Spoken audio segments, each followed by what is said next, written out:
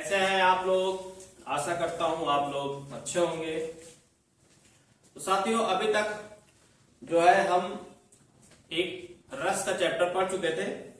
Chapter क्या पढ़ चुके थे? एक पार्ट उसका पढ़ चुके थे। एक वीडियो आपको मिल गई है रस। तो आज हम उसी के आगे पढ़ने वाले हैं। बीच में कुछ टेक्निकल प्रॉब्लम हो गई थी जिसकी वजह से क्लास बंद हो गई थी। तो उसी के आगे आज हम दूसरे पार्ट के तौर पे पढ़ेंगे। जो हमारा चैप्टर था वो था रस। क्या पढ़ रहे थे हम? रस पढ़ रहे थे। और रस हम काफी पढ़ चुके थे। उसके कुछ पॉइंट्स बता दिए थे आपको कि, और रस की परिभाषा बता दी गई थी आपको कि रस क्या होता है ना। आज हम पढ़ने वाले हैं, उसके अंग पढ़ने वाले थे। क्या पढ़ने वाले थे? रस के अवयव। रस के अवयव, अवयव कह सकते हैं या कह सकते हैं अंग। रस के अवयव या अंग हम पढ़ने वाले। रस के अवयव, रस के अवयव या हम इसे कहते हैं अंग। अंग, अंग मतलब भाग। इसके कितने भाग होते हैं रस के? तो उस दिन बताए थे, थोड़ा सा इसमें बता दिए थे, उसके बाद वीडियो कट गई थी।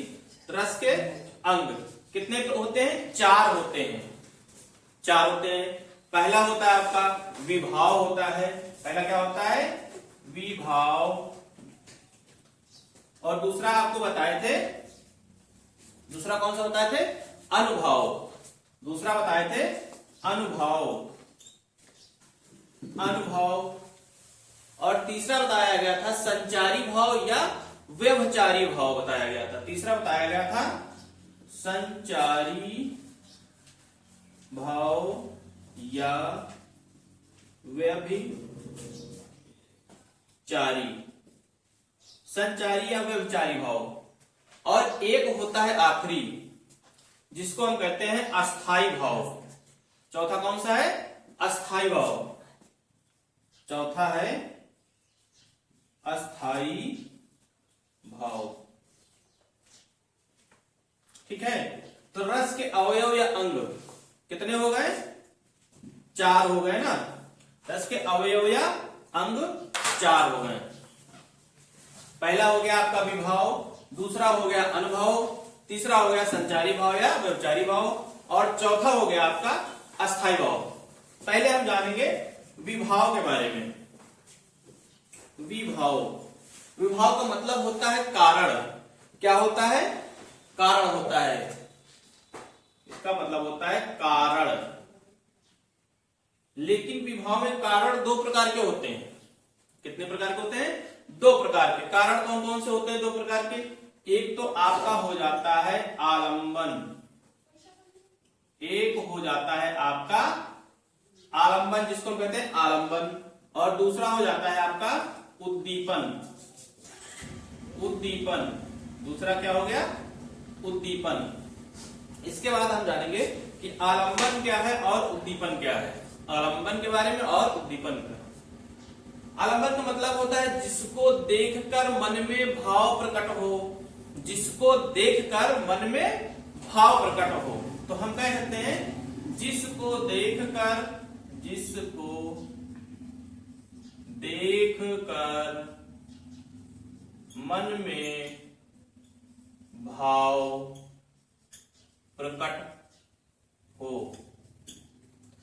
है ना। आलंबन का मतलब होता है जिसको देखकर मन में भाव प्रकट हो। जैसे किसी भी चीज को आप देखते हैं, कोई भी चीज आप, वो आपको अच्छी लग गई, तो क्या हुआ? मन में एक भाव प्रकट हो गया। ठीक है। और उद्दीपन का क्या कारण, क्या होता है? मतलब उद्दीपन का मतलब होता है मन में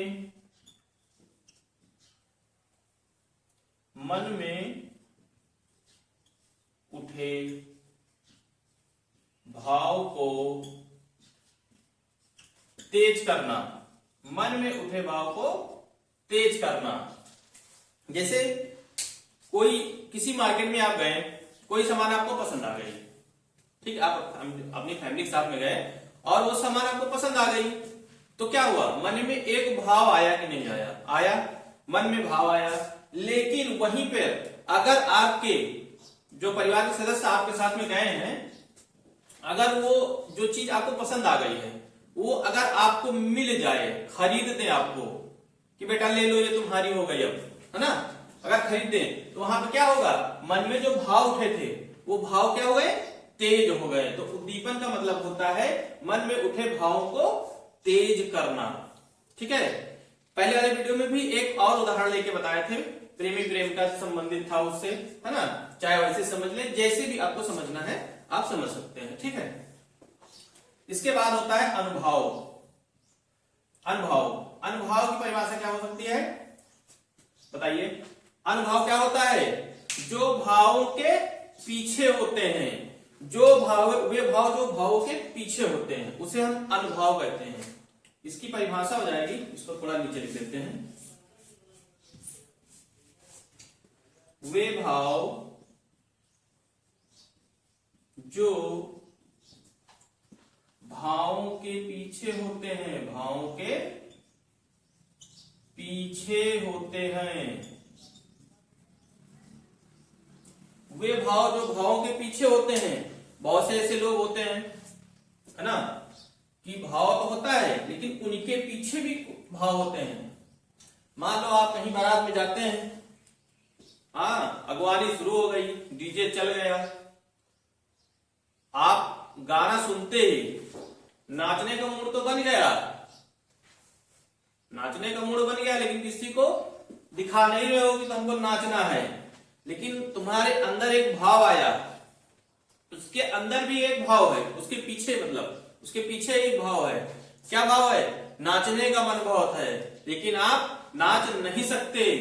ठीक है, तो वही है कि भाव, वे भाव जो भावों के पीछे छिपे होते हैं। आपके पीछे भाव एक और छिपा हुआ है नाचने का, लेकिन आप नाच नहीं रहे हैं। क्यों नहीं नाच रहे हैं, क्योंकि आपको थोड़ी सी शर्म महसूस हो रही है या फिर आप डर रहे हैं। तो वे भाव जो भावों के पीछे होते हैं। इसके बाद होता है आपका जो है दूसरा है, तीसरा है, वो है संचारी भाव। संचारी भाव या इसे व्यभिचारी भी कहते हैं, व्यभिचारी भाव भी कहते हैं। अगर आपसे पूछ ले कि संचारी भाव या व्यभिचारी भाव, तो दोनों क्या हैं, दोनों एक ही हैं, संचारी भाव या व्यभिचारी भाव। इसकी परिभाषा क्या हो जाएगी, संचारी भाव और जो व्यभिचारी भाव जिसे हम कहते हैं, ये एक विशेष प्रकार के चलने वाले भाव होते हैं। क्या होते हैं, ये एक विशेष प्रकार के चलने वाले भाव होते हैं। इसकी परिभाषा में लिख सकते हैं, ये एक विशेष प्रकार के भाव होते हैं, विशेष प्रकार के भाव होते हैं। ये बहुत ही विशेष होते हैं, है ना, संचारी भाव या व्यभिचारी भाव, ये एक विशेष प्रकार के भाव होते हैं। इसके बाद जो आपका आखिरी होता है वो होता है अस्थाई भाव। अस्थाई भाव, अस्थाई भाव तो शायद सभी को मालूम होगा कि अस्थाई भाव क्या होता है। अस्थाई भाव क्या होता है, जो भाव कभी मरते नहीं हैं उन्हें ही हम कहते हैं अस्थाई भाव। जो भाव कभी मरते नहीं हैं या नष्ट नहीं होते हैं, कभी मरते नहीं, बस इतना लिख लें, मरते नहीं है ना, मरते नहीं है या नष्ट नहीं होते हैं। अस्थाई भाव, अस्थाई भाव कौन से है जो मरते नहीं और नष्ट नहीं होते हैं। जैसे आपके साथ कोई घटना घट जाए, ठीक है, आप कहीं गए हैं, किसी टूर पे गए हो और आपको किसी रास्ते में किसी ऐसी जगह पे आपके साथ कोई घटना घट जाए, ठीक है, तो आप वो दिमाग में रहेगा, हमेशा याद रहेगा। फिर आप अचानक 2-4 साल बाद उसी रास्ते से जा रहे हो, तो वो स्थान जब आप देखेंगे तो आपके मन में क्या आएगा, पुराने भाव आएंगे, जो तुम्हारे साथ घटना हो गई है वही फिर से तुम्हें याद आ जाएगी, है ना। वे होते हैं क्या, जो मरते नहीं है भाव, यानी वो अस्थायी भाव होते हैं। जैसे मान लो उदाहरण के तौर पर और भी समझा देते हैं आपको, जैसे आपकी मित्री है जिससे आप प्रेम करते थे, ठीक है, लेकिन शादी उसकी कहीं और हो गई। जो आपकी मित्र थी, शादी उसकी कहीं और हो गई जिससे आप प्रेम करते थे। लेकिन अचानक अगर आपको किसी दिन वो मॉल में मिल जाए अपने लड़के बच्चे के साथ में, तो आप अगर अचानक उसको देखोगे तो क्या महसूस होगा?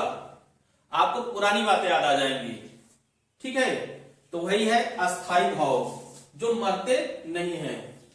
चलिए इतना स्क्रीनशॉट जिसको लेना है ले लीजिए, स्क्रीनशॉट ले लें ताकि नोट्स बनाने में आसानी रहे आपको।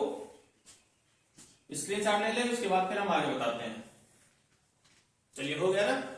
इसके बाद हम रस में पढ़ते हैं एक एक पार्ट। जो मैंने बताया था आपको कि रस के कुल कितने अंग होते हैं, कितने भाग होते हैं। रस के कुल 11 भाग होते हैं। और एक पॉइंट आपको बताया गया था, रस कितनी मानी गई है, तो 9 मानी गई थी, और भरत मुनि के अनुसार 8 मानी गई थी। ठीक है, इसके बाद हम पढ़ेंगे रस और उसके अस्थाई भाव। ठीक है, तो एक तरफ हेडिंग डालेंगे हम रस, एक तरफ डालेंगे हेडिंग रस। थोड़ा सा और इधर कर लेते हैं परिभाषा बतानी। तो एक तरफ डाल दिए हम रस, ठीक है, और एक तरफ इसका है अस्थाई भाव। अस्थाई भाव, अच्छा मैंने बताया था कि अस्थाई भाव किसने नहीं माना था? अस्थाई भाव के लिए, अस्थाई भाव को तो भरत मुनि ने अस्थाई भाव को नहीं माना था। ठीक है, एक तरफ है रस, एक तरफ अस्थाई भाव, और आगे इसमें अस्थाई भाव इसकी परिभाषा बता दी जाएगी। तो सबसे पहले जिस रस को पढ़ना है वो रस है श्रृंगार रस। कौन सा? पहला है हमारा श्रृंगार रस। श्रृंगार, ठीक है, पहला हमारा कौन सा है? श्रृंगार रस। ये रस श्रृंगार लिख दिए, थोड़ा सही कर लेना इसको, श्रृंगार रस। इसका अस्थाई भाव क्या होता है? श्रृंगार रस का इसका अस्थाई भाव होता है रति। इसका अस्थाई भाव होता है रति। अस्थाई भाव रति हो गया। श्रृंगार रस रस है, उसके बाद इसका जो अस्थाई भाव है वो है रति। लेकिन इसकी परिभाषा क्या हो जाएगी रस की? श्रृंगार रस की परिभाषा, इसमें क्या होता है? प्रेमी प्रेमिका के प्रेमात्मक प्रवृत्ति के बारे में बताया गया है। इसमें प्रेमी प्रेमिका लिख सकते हैं, या हम लिख सकते हैं नायक और नायिका। इसमें लिख सकते हैं नायक की परिभाषा हो जाएगी नायक की जो आपसी प्रेमात्मक प्रवृत्ति होती है। क्या होती है?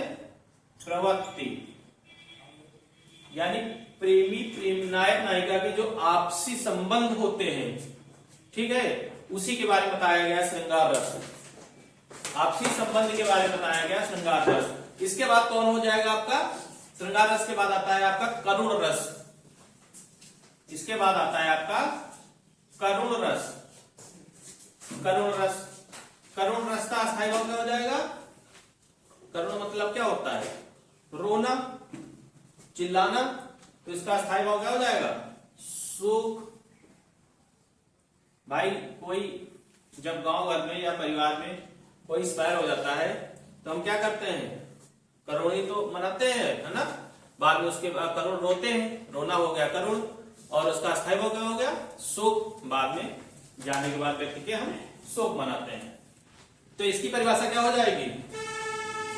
करुण रस या जो इसका शोक है अस्थाई भाव, इसकी परिभाषा क्या हो जाएगी? हम कह सकते हैं एक सिंपल से उदाहरण से कि धन हानि होने पर, धन हानि होने पर, जब धन की हानि होती है आपको तब आप शोक मनाते हैं, ठीक है।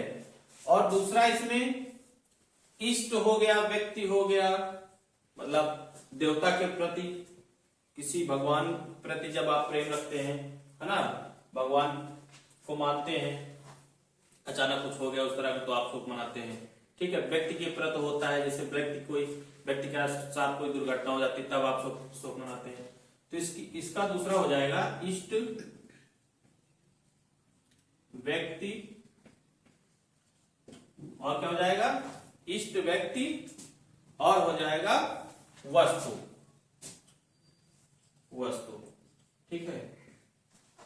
इष्ट यानी जो आपके भगवान है, व्यक्ति के प्रति और वस्तु के प्रति। इन सब चीजों, मान लो कोई वस्तु आपके पास है जो आपको बहुत प्रिय है और वो खो गया, तो खो जाएगा तो क्या करोगे आप, शोक मनाओगे। उसी तरह व्यक्ति है, व्यक्ति आपसे बिछड़ गया तो क्या करोगे, शोक मनाओगे। उसी तरह भगवान से दूर हो गए आप तो क्या करोगे, शोक मनाओगे। तो ये हो गया करुण रस का अस्थायी भाव, हो गया शोक, ठीक है। इसके बाद अगला कौन सा है, हास्य। हास्य, और हास्य तो सबको पता है कि हास होता है। हास्य मतलब होता है हंसना। क्या होता है, हंसना। हास्य का मतलब होता है हंसना, ठीक है। इसकी परिभाषा क्या हो जाएगी, जब किसी विचित्र प्राणी को देखकर, जब किसी विचित्र प्राणी को देखकर या उसकी वेशभूषा को आदि को देखकर, जब किसी व्यक्ति के वेशभूषा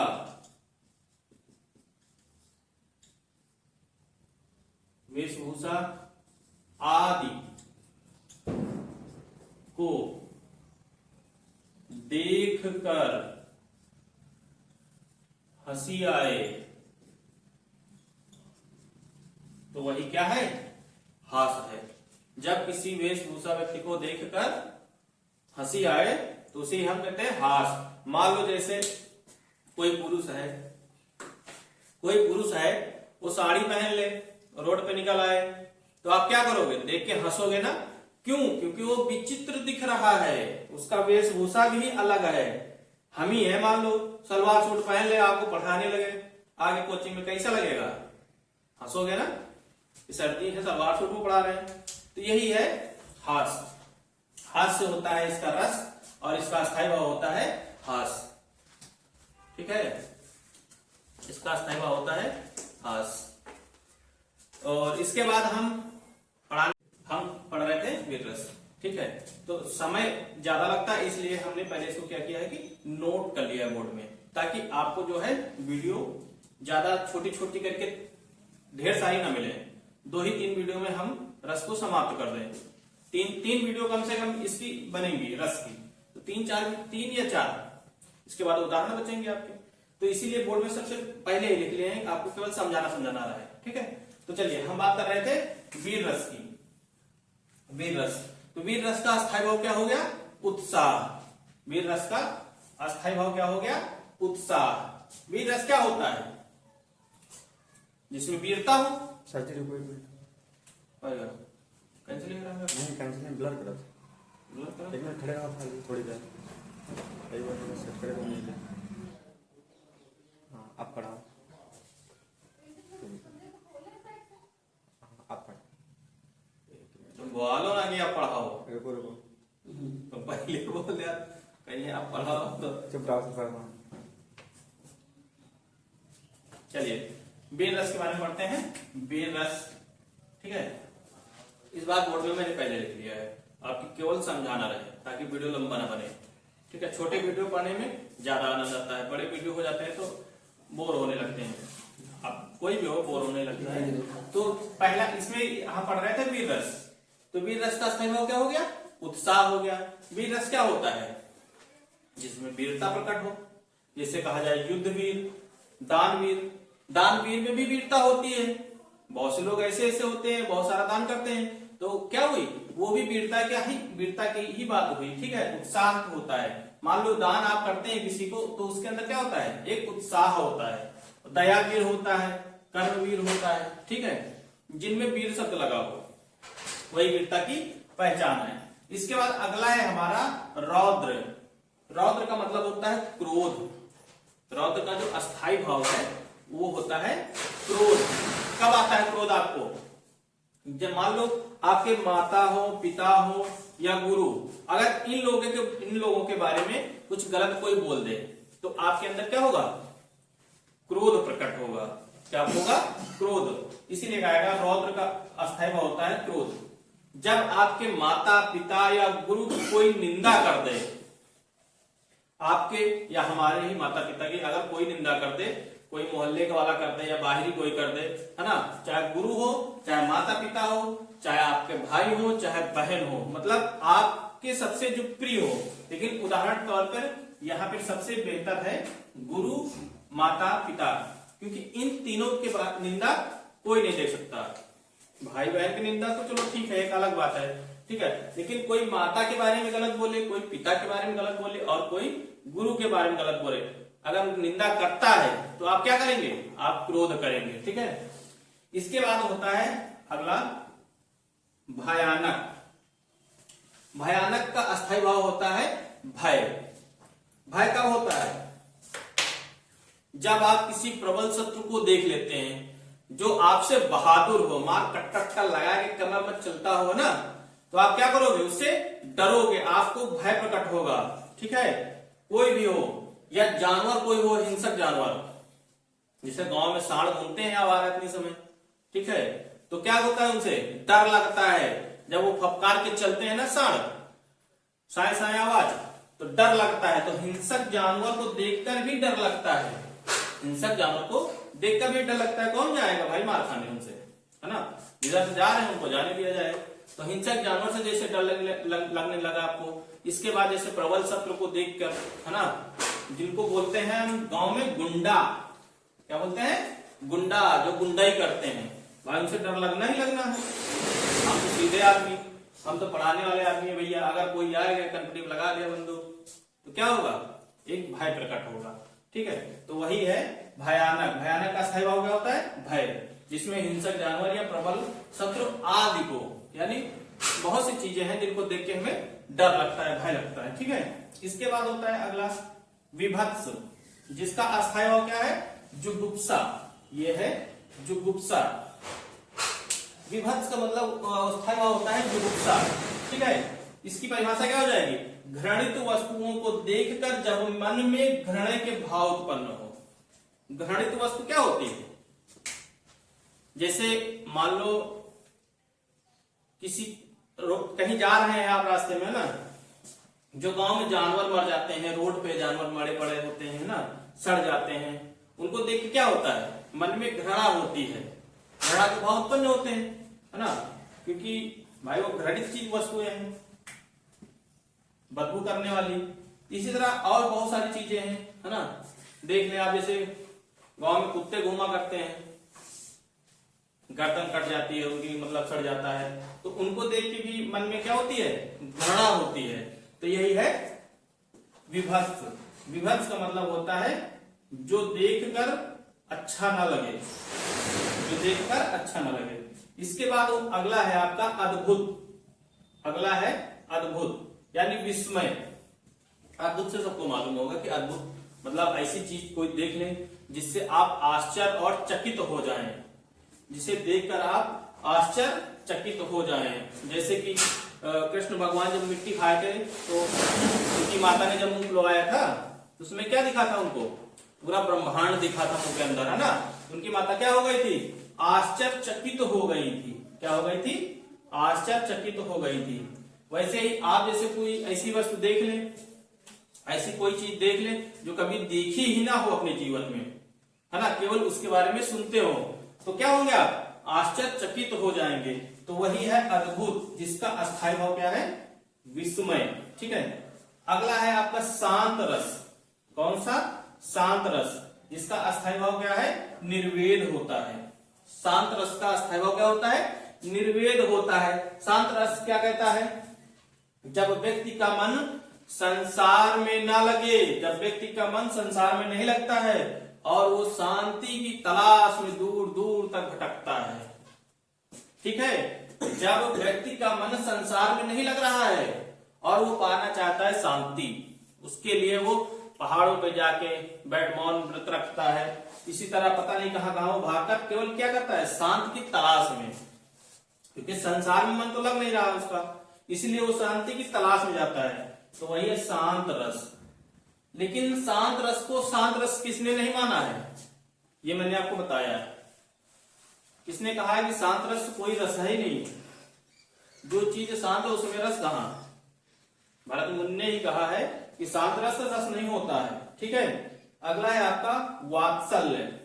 वात्सल्य रस, वात्सल्य का जो अस्थायी भाव है वो है आपका आपत्य। आपत्य स्नेह होता है, इसको पूरा हम कहते हैं आपत्य स्नेह।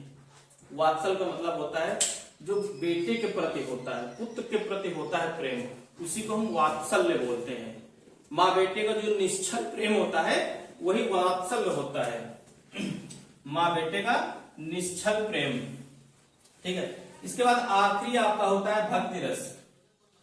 इसका अस्थायी भाव होता है इष्ट देव।